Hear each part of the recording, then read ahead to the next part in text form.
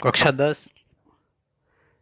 क्षितिज पुस्तक से पहला पाठ सूरदास के पद। सूरदास के 4 पद हैं, उसमें से प्रथम पद और इस पद के संबंध में पाठ परिचय जो है थोड़ा सा हम देख लेते हैं। क्षितिज से हैं। क्षितिज का मतलब होता है हम जब कहीं दूर देखते हैं तो ज़मीन और आसमान दोनों मिले हुए दिखते हैं। दूर देखने पर देखना आप ज़मीन और आसमान दोनों मिले हुए दिखेंगे, धरती आसमान दोनों मिले हुए दिखेंगे, वो स्थान कहलाता है क्षितिज। तो शुरुआत करते हैं सूरदास। पाठ परिचय देखते हैं कि जो पद हैं हम पढ़ने जा रहे हैं अभी, उसमें क्या है, कहाँ से लिया है, स्रोत क्या है उसका, सूरदास जी ने क्या क्या लिखा है। हम जानते हैं सूरदास जी को, वैसे तो बचपन से आप पढ़ते आए हैं कि ये तो जानते हैं उनके बारे में कि वो अंधे थे, देख नहीं पाते थे। अब देखते हैं उनकी रचनाएं कहाँ से उन्होंने ये लिया है। तो यहाँ सूर सागर के भ्रमर गीत से 4 पद लिए गए हैं। सबसे जो उनका प्रमुख ग्रंथ था सूर सागर, उसके भ्रमर गीत से, भ्रमर गीत का मतलब होता है भंवरे का गीत, जो भंवरा होता है, जो फूलों पर बैठता और गुंजन करता, उसके गीत। तो भ्रमर गीत से 4 पद लिए गए हैं। कृष्ण ने मथुरा जाने के बाद स्वयं न लौटकर उद्धव के जरिए गोपियों के पास संदेशा भेजा था। उद्धव ने निर्गुण ब्रह्म एवं योग का उपदेश देकर गोपियों की विरह वेदना को शांत करने का प्रयास किया। ये बात हो गई। आप जानते हैं कि कृष्ण साथ रहते थे गोपियों के। एक दिन गोपियों को छोड़ करके वो चले गए मथुरा और उसके बाद वापस आए ही नहीं। इधर गोपियाँ कृष्ण के प्रेम में तड़प रही हैं, उन्हें बार बार याद कर रही है। वो कृष्ण को बुलाए भी नहीं बोलती है, हर पल उनकी राह देखती रहती है। हर समय देखो तो वो कृष्ण कृष्ण कृष्ण कृष्ण जपती रहती है। और दूसरी तरफ है तो कि कृष्ण मथुरा चले गए और उसके बाद वापस आए ही नहीं। तो कृष्ण की पूजा करती है गोपियाँ, उसे कहते हैं सगुण भक्ति। भक्ति भी 2 प्रकार की होती है, एक तो सगुण भक्ति, एक निर्गुण भक्ति। सगुण भक्ति किसे कहते हैं? जिसमें उनका ईश्वर जो है जन्म लेता है, उनके साथ खेलता है, फिर उसकी मूर्ति की भी पूजा करते हैं हम। उनके रूप होता है, उस ईश्वर का रूप होता है, रंग होता है, आकार होता है, सब कुछ होता है, पिता होते हैं, माता होते हैं, उसे कहते हैं सगुण भक्ति। सगुण ईश्वर होता है उनका। एक होता है निर्गुण भक्ति, और उनका ईश्वर भी होता है निर्गुण ईश्वर। निर्गुण ईश्वर किसे कहते हैं? जिसका न तो कोई रूप होता है, न कोई रंग होता है, ना कोई आकार प्रकार, कुछ भी नहीं। ईश्वर होता है, एक शक्ति होती है, ऊपर होती है एक शक्ति, उसका रूप वूप कुछ भी नहीं, आकार रूप कुछ भी नहीं, उसे कहते हैं निर्गुण भक्ति। तो जो मथुरा में कृष्ण के साथ में कृष्ण के ही रंग के उद्धव थे, श्याम रंग के थे, वो भी काले थे उद्धव भी। तो उद्धव निर्गुण भक्ति करते थे। निर्गुण भक्ति में क्या होता है कि योग साधना लगाई जाती है। आप योग साधना जानते हो, बड़ी कठिन होती है। आप योग साधना से उस ईश्वरी शक्ति को प्राप्त करना।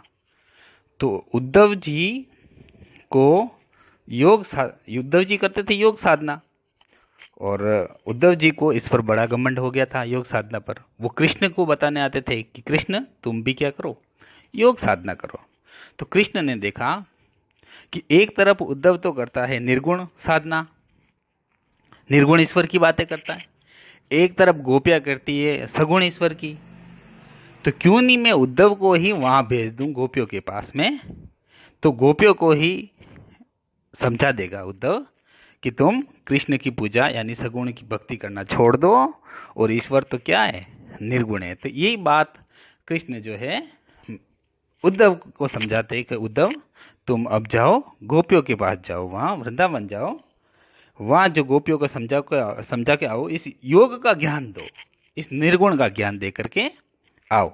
तो फिर उद्धव आ जाते हैं गोपियों के पास में निर्गुण का ज्ञान देने, और गोपियाँ तड़प रही हैं कृष्ण के प्रेम में, सगुण भक्ति में। तो ये कहानी यहीं से चलती है। तो पढ़ते हैं आगे कि कृष्ण ने मथुरा जाने के बाद स्वयं न लौटकर उद्धव के जरिए गोपियों के पास संदेशा भेजा था। उद्धव ने निर्गुण ब्रह्म एवं योग का उपदेश देकर गोपियों की वीर वेदना को शांत करने का प्रयास किया। तो गोपियों की जो वीर वेदना थी, वीर वेदना यानी वीर किसे कहते हैं? जब प्रेमी जोड़े जो होते हैं साथ रहते हैं उसे कहते हैं संयोग, और दूर रहते हैं उसे कहते हैं वियोग। तो वियोग में जो वो जलते हैं उसे कहते हैं वीर वेदना। प्रेम की जो अग्नि होती है, जो दूर रहने पर जो वीर होता, दुख होता है उसे कहते हैं वीर। गोपियों की वीर वेदना को शांत करने का प्रयास किया। गोपियां ज्ञान मार्ग की बजाय प्रेम मार्ग को पसंद करती थी, इस कारण उन्हें उद्धव का शुष्क संदेश पसंद नहीं आया। गोपियां जो थी वो ज्ञान नहीं चाहती थी, ज्ञान मार्ग से ईश्वर को प्राप्त नहीं करना चाहती थी, उनमें भरा था प्रेम, और इसलिए वो प्रेम चाहती थी, प्रेम का मार्ग पसंद करती थी। इसलिए उन्हें उद्धव का जरा वो जो संदेश था वो बिल्कुल भी पसंद नहीं आया। इस कारण उन्हें उद्धव का शुष्क संदेश पसंद नहीं आया। तभी वहाँ एक भौरा आ पहुँचा। जो भौरा होता है फूलों पर गुंजन करता है, वो आ पहुँचा। यहीं से ब्रह्मर गीत का प्रारंभ होता है।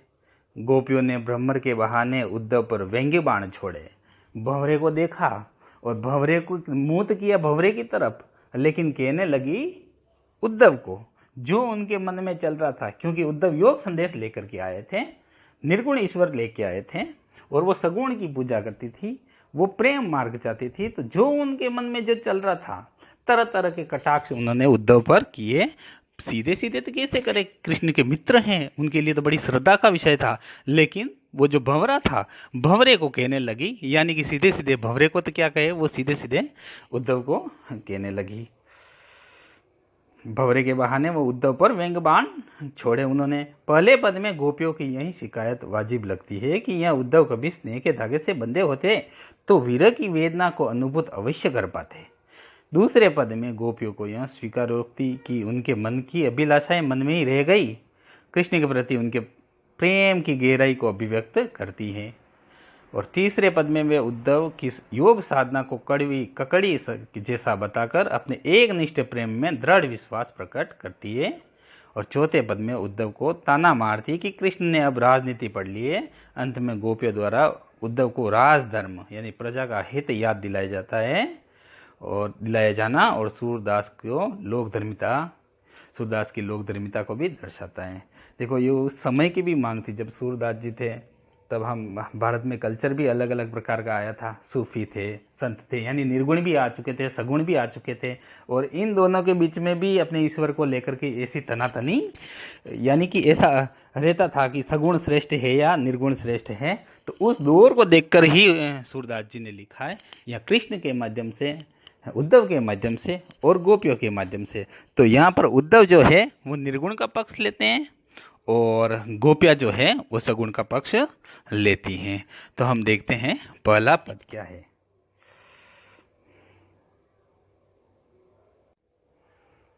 तो ये है प्रथम पद। देखो उद्धव आया है, कृष्ण का मित्र आया, कृष्ण का संदेशा लेकर आया है। गोपियों के मन में तो खुशी ही है, पर ये जब उन्होंने जाना कि ये कृष्ण ने संदेशा जो भेजा है, कृष्ण को बुलाने के लिए भेजा है, कृष्ण ने ये कहा है कि तुम मुझे भूल जाओ और योग संदेश प्राप्त करो। उद्धव ये संदेशा जब लेके आए तो उन्होंने जो गोपियों ने जो कटाक्ष किए हैं उद्धव पर, उसका वर्णन इसमें किया है। और देखो कितनी मीठी बात से समझाया, बड़ी मीठी मीठी बात से समझाया है कि ऐसा उद्धव को एहसास भी नहीं होने दिया है, और उन्हें अपनी बात भी वो कटाक्ष भी कर गई और उद्धव को एहसास भी नहीं होने दिया। क्या कहा देखिए, हर प्रत्येक जो पंक्ति में है उन कटाक्ष भरा हुआ है। जरा समझने का प्रयास करिएगा कि उद्धव तुम हो अति बड़भागी, हे उद्धव तुम हो अति बड़भागी, हे उद्धव तुम अति यानी बहुत भाग्यशाली हो। बड़भागी का मतलब होता है भाग्यशाली। हे उद्धव तुम बहुत भाग्यशाली हो। अपरस परस होता है जिसको स्पर्श कर लें, उसे कहते हैं स्पर्श करना, परस।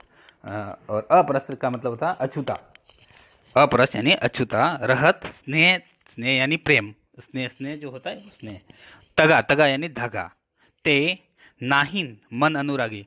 अनुरागी किसे कहते हैं? अनुराग रखना किसी के प्रति, किसी मन में जो हम अनुराग रखते हैं, किसी के प्रति प्रेम रखते हैं मन में, उसे कहते हैं अनुराग। हम किसी जो अपने मन में जो प्रेम रखते हैं किसी के प्रति, वो कहते हैं, उसे कहते हैं हम अनुराग। तो उद्धव तुम तो बड़े ही भाग्यशाली हो।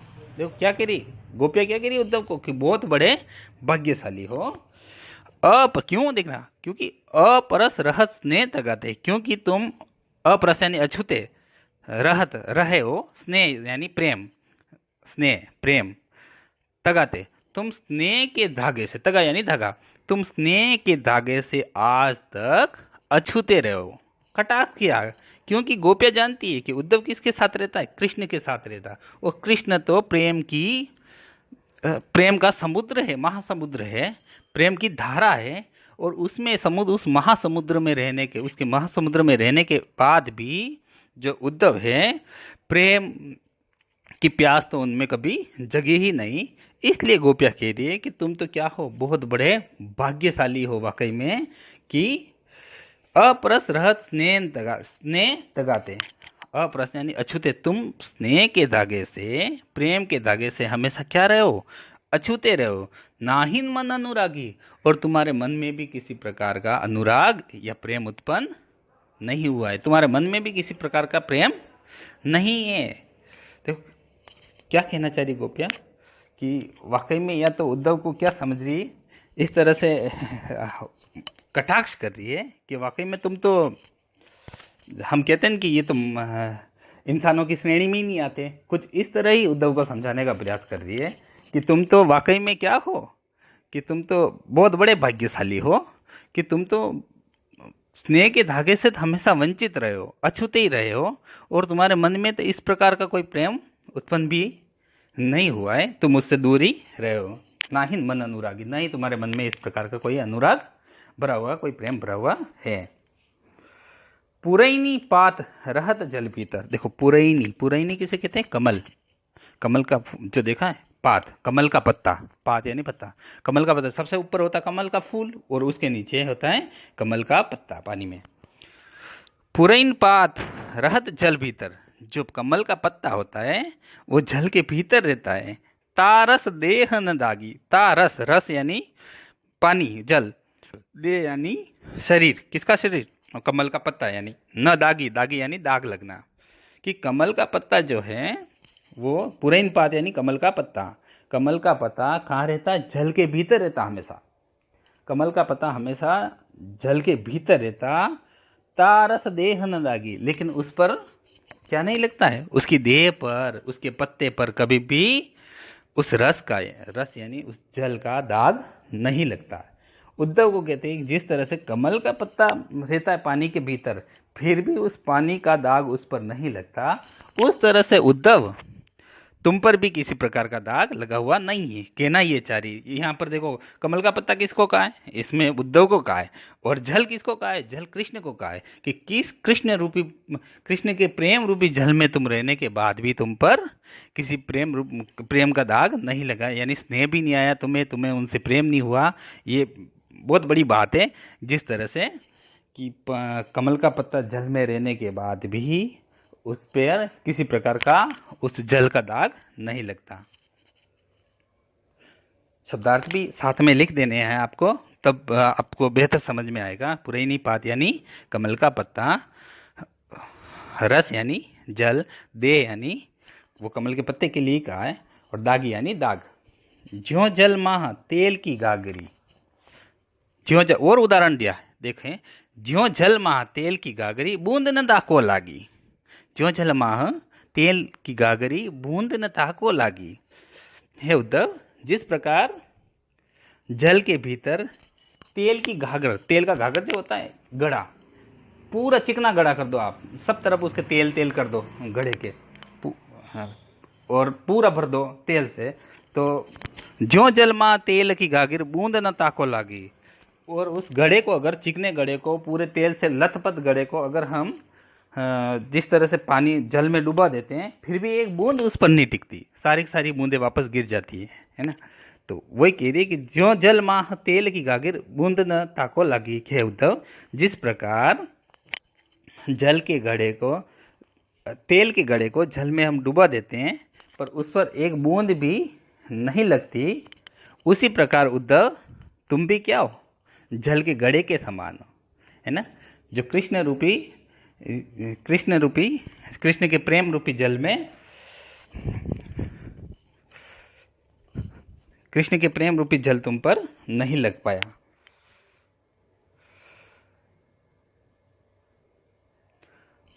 प्रीति नदी में पाऊ न बोरियो। हे उद्धव, आपने प्रीति नदी में पाऊ न बोरियो, प्रीति की नदी, प्रेम की नदी में पाऊ न बोरियो, बोरियो यानी डुबोया, बोरियो यानी डुबाना लिखना। प्रीति नदी में पाव, आज तक आपने प्रीति की नदी में, प्रेम की नदी में पाव नहीं डुबोया। दृष्टि न रूप परागी, परागी का मतलब होता है मुग्ध होना, मुग्ध होना, कि आपने आज तक प्रीत की नदी में यानी प्रेम की नदी में कभी पाव रखा ही नहीं, कभी पाव को डुबा ही नहीं। गोपिया के लिए कि उद्धव आपने आज तक प्रेम की नदी में कभी पाव रखा ही नहीं, पाव डुबाया ही नहीं। दृष्टि ने रूप परागी, इसीलिए आपकी दृष्टि में, आपने कभी प्रेम की नदी में पैर रखा ही नहीं, प्रेम को चखा ही नहीं, इसलिए आपकी दृष्टि उस रूप पर कभी मुग्ध नहीं हुई, उस कृष्ण के रूप पर कभी मुग्ध हुई ही नहीं। ये कटाक्ष कर रही है गोपियों, बार बार कृष्ण से उस उद्धव से कह रही कि उद्धव, तो आप तो बड़े ही भाग्यशाली हो जो आज तक आप प्रेम के धागे से बचे रहे हो, अछूते रहे हो, और न ही आपके मन में किसी प्रकार का अनुराग भरा हुआ है। आप तो उस कमल के पत्ते के समान हो, जल जो जल के भीतर तो रहता लेकिन उस पर उस जल का जरा भी दाग नहीं लगता। आप तो उस चिकने घड़े के समान हो जिसे पानी में डूबा भी, जल में भीतर भी रख दिया जाए और बाहर निकाल दिया जाए तो उस पर एक भी बूंद नहीं ठहरती। और आपने तो कभी प्रेम की नदी में प्रेम रखा ही नहीं, इसलिए आपके जो दृष्टि है उसमें, वो जो दृष्टि है वो किसी भी रूप पर मुग्ध नहीं हुई है, यानी कृष्ण के रूप में कभी मुग्ध हुई नहीं, कृष्ण को कभी प्रेम, कृष्ण के प्रेम में आप कभी पड़े ही नहीं। सूरदास अबला हम बोरी, अब क्या कह रहे हैं देखो, कि सूरदास जी कह रहे हैं कि गोपिया उद्धव को कह रही हैं कि हम तो भोली भाली क्या है, अबला, अबला किसे कहते हैं, जिसमें शक्ति नहीं हो, जो कमज़ोर हो, हम तो कमज़ोर अबला है और भोली भाली हैं, गुड़ चाटी ज्यों पागी, और हम क्या है, गुड़ यानी गुड़, चाटी यानी चीटी होती है वो, ज्यों पागी, पागी यानी लिपटना, हम तो कृष्ण के प्रेम में इस तरह लिपट गई हैं जैसे चीटी जो है गुड़ में लिपट जाती है। उद्धव को समझा रही देखो कि जिस तरह से चीटी होती है, हम अबला भोली भाली, हम असमझ न समझ हैं, भोली भाली हैं, और अबला है कमज़ोर हैं, हम तो कृष्ण के कमज़ोर हैं। क्या कहा है देखना, सुनना, अबला कहा है अपने आप को, अबला कहा है, क्यों कहा है, और भोली भाली क्यों कहा है, क्योंकि आगे उन्होंने क्या कहा कि गुड़ चाटी ज्यों पागी, हम तो अबला है यानी कमज़ोर हैं, और भोली भाली हैं, हम तो कृष्ण के प्रेम में क्या, गुड़ चाटी ज्यों पागी, गुड़ जैसे चीटी में लिपट जाती, पागी यानी लिपट जाती हैं, वैसे हम भी लिपट गई है। यानी कि एक बार चीटी अगर गुड़ में लिपट जाती है तो वो वहाँ से छूट नहीं पाती। ये गोपियाँ यूँ कहने चाह रही है कि हम भोली भाली है, चीटियों की तरह हम गुड़ में चिपक गई हैं, अब हम अबला है यानी हम कमज़ोर हैं, वहाँ से हट भी नहीं सकती, वहाँ से हम तो अबला हैं, वहाँ से कृष्ण के प्रेम से कभी किसी सूरत में वहाँ से निकल नहीं सकती। यानी कि गोपियाँ समझा रही हैं उद्धव को कि हे उद्धव, कृष्ण ही हमारे सब कुछ हैं, हम तो कृष्ण के प्रेम में उस तरह से लिपट गई हैं जिस तरह से गुड़ में चींटियाँ लिपट जाती है और फिर निकल नहीं पाती। इस तरह से उद्धव को समझाने का प्रयास कर रही हैं।